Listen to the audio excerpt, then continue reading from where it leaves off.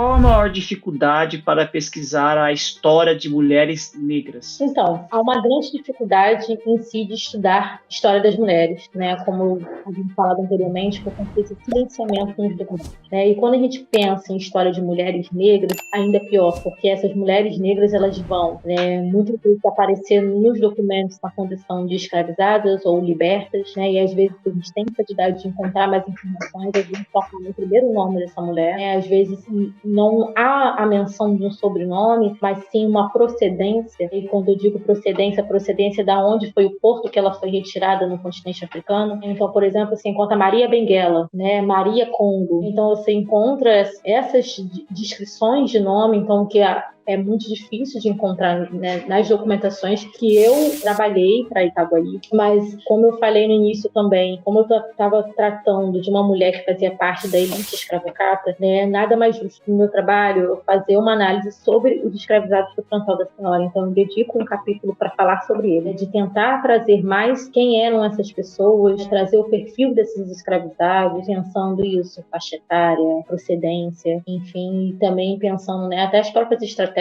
né, da fazendeira nessa a questão do manutenção do plantel dela de escravizados ou, né, em períodos de lei de 1850, por exemplo, né? Então, assim, né, foi muito nesse sentido de tentar, nas entrelinhas desses documentos, pensar a trajetória dessas pessoas, né? Então, quando a gente pensa nisso, né, de encontrar dados sobre essas mulheres ao longo do tempo, é um trabalho, aquele trabalho de formiguinha que eu disse, né? É um trabalho árduo, ele não é fácil, né? E dependendo da documentação, né? Eu que trabalhei, a maioria da minha documentação eram manuscritos, né? Tanto os inventários, quanto os registros paroquiais, então demanda tempo de leitura, né? De entender a letra, de conseguir transcrever aqueles dados, então, assim, era um processo um pouco lento.